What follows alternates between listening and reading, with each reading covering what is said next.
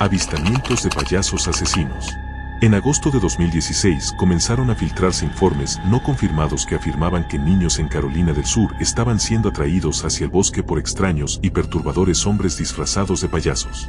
En pocas semanas, personas de todo Estados Unidos comenzaron a reportar haber visto lo mismo, aterradores payasos acechando por todo el país. A medida que el fenómeno ganaba fuerza, se reportaron avistamientos en al menos 18 países más.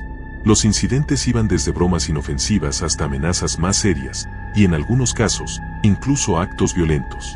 Se vio a personas vestidas como payasos acechando en espacios públicos, persiguiendo a personas o haciendo amenazas en redes sociales.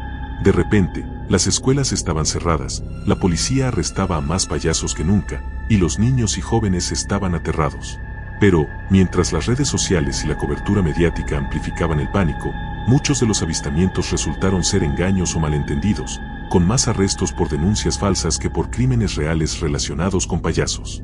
Sin embargo, hubo múltiples incidentes que involucraron amenazas reales o violencia, incluidos robos y agresiones por parte de personas disfrazadas de payasos. La vida diaria se vio completamente interrumpida. La policía tuvo que responder a informes falsos y personas inocentes eran atacadas por sospecha de ser payasos. Los profesionales del entretenimiento y las empresas que vendían productos relacionados con payasos tuvieron su peor año en la historia. Pero, a finales de octubre de 2016, el fenómeno comenzó a desvanecerse. Aún así, dejó un impacto duradero en la cultura popular y en la percepción pública de los payasos, que incluso ahora no ha cambiado. Space Cadets. En 2005, Space Cadets llegó por primera vez a las pantallas británicas y se convirtió en uno de los engaños más elaborados en la historia de la televisión. La serie tenía como objetivo convencer a un grupo de concursantes de que estaban siendo entrenados como cosmonautas para un viaje de 5 días en órbita baja terrestre. Pero en realidad, nada de eso sucedió. La premisa del programa presentaba a 12 concursantes seleccionados por su ingenuidad y falta de conocimientos científicos, que creían estar participando en un programa llamado Thrill Seekers. Se les dijo que estarían entrenando en una base militar rusa antes de embarcarse en una misión espacial real. Pero, en realidad, toda la producción se filmó en una antigua base de la RAF en Suffolk, Inglaterra. El equipo de producción hizo esfuerzos extremos para mantener la ilusión. Sustituyeron interruptores de luz y enchufes por estándares rusos, llenaron las instalaciones con alimentos y productos de tocador de marcas rusas, proporcionaron cigarrillos rusos a los miembros del equipo que fumaban, e incluso contrataron personas para limpiar el lugar de basura de marcas británicas. Los concursantes pasaron por ejercicios de entrenamiento falsos que incluían lecciones absurdas de ruso y experimentos espaciales ridículos, como hacer animales de globo. Pero para hacerlo aún más confuso, 3 de los cadetes eran actores, colocados para reforzar la ilusión y desviar cualquier sospecha. El engaño culminó en un vuelo espacial simulado usando un transbordador de madera con pilotos actores. A los concursantes se les mostró metraje pregrabado de la Tierra desde el espacio, lo que provocó respuestas emocionales genuinas. La revelación ocurrió el último día, cuando los concursantes estaban preparados para un paseo espacial. El presentador Johnny Vaughan les mostró un montaje de sus sospechas, seguido de una toma exterior del simulador. La puerta del módulo se abrió hacia un set de estudio con sus amigos, familiares y los actores, exponiendo finalmente la elaborada broma. El Pozo al Infierno. El Pozo al Infierno es una fascinante leyenda urbana que surgió a finales de la década de 1980, centrada en un supuesto pozo profundo perforado por científicos rusos en Siberia. Según la historia, el equipo de geólogos, liderado por el señor Akov, perforó hasta una profundidad de aproximadamente 14.5 kilómetros, cuando hicieron un descubrimiento sorprendente. La historia sostiene que la perforadora, de repente, comenzó a girar descontroladamente, rompiendo en una cavidad hueca. Intrigados, los científicos bajaron equipos resistentes al calor y micrófonos al agujero. Registraron temperaturas de alrededor de 100 grados centígrados, y más sorprendentemente, capturaron aproximadamente 17 segundos de audio antes de que los equipos se derritieran. Los sonidos grabados supuestamente contenían los gritos agonizantes de millones de almas, interpretados como los llantos de los condenados en el infierno.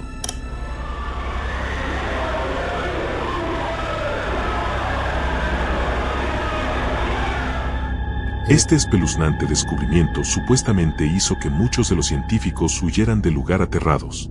En algunas versiones de la leyenda, el incidente escaló aún más. Una columna de gas luminiscente surgió del pozo, formando la figura de un gigantesco demonio alado. Las palabras "he conquistado" aparecieron en ruso, quemadas en las llamas. La historia se difundió rápidamente a través de publicaciones y redes cristianas, con algunos citándola como prueba de la existencia física del infierno. Sin embargo, a medida que la historia ganó popularidad, los escépticos comenzaron a investigarla y desmentirla. La historia del pozo al infierno ahora es ampliamente reconocida como una leyenda urbana, con la supuesta grabación de audio identificada como un efecto de sonido manipulado. El proyecto Cerebro Centrífugo. En 2011, Till Novak creó el proyecto Cerebro Centrífugo. Este astuto falso documental corto se presenta como un serio documental científico sobre los parques de diversiones extremos y sus efectos en el cerebro humano. El proyecto se centra en el ficticio Instituto de Investigación Centrífuga y su ingeniero jefe, el Dr. Nick Laszlovich, interpretado por el actor Leslie Barani. El Dr. Laszlovich explica la misión del instituto: expandir las habilidades cognitivas humanas mediante montañas rusas y atracciones cada vez más extravagantes e imposibles físicamente. Sin embargo, la combinación de imágenes live action con un CGI convincente, el estilo realista del documental y el humor serio hicieron que la broma pasara desapercibida por muchos. La línea entre la ficción y la realidad se desdibujó. A pesar de la intención de Novak de crear un escenario obviamente absurdo, muchos espectadores, incluidos usuarios en plataformas de redes sociales como Facebook, creyeron que el proyecto era auténtico. Incluso la creación de un sitio web para el instituto ficticio contribuyó a esta confusión. Los comentarios en varias plataformas mostraron que muchas personas realmente cuestionaban si estas atracciones extremas existían. Día perdido. Según algunos cristianos, los científicos de la NASA, al usar computadoras para calcular las posiciones de los cuerpos celestes, descubrieron un día perdido en la historia del universo. Se decía que este tiempo perdido correspondía al relato bíblico del largo día de Josué, Josué 10, 12-13, donde el sol y la luna supuestamente se detuvieron. Según la leyenda, las computadoras de la NASA hallaron 23 horas y 20 minutos faltantes, lo que se atribuyó al episodio bíblico. Los 40 minutos restantes se vincularon luego con el relato del reloj de sol del rey Ezequías retrocediendo, 2 Reyes 20, 9-11. Esta historia ha sido presentada como una supuesta prueba científica de la exactitud de la Biblia. Sin embargo, el relato es completamente ficticio. Los elementos principales de la historia son anteriores a la existencia de la NASA y las computadoras modernas, con versiones similares que ya circulaban a fines del siglo XIX.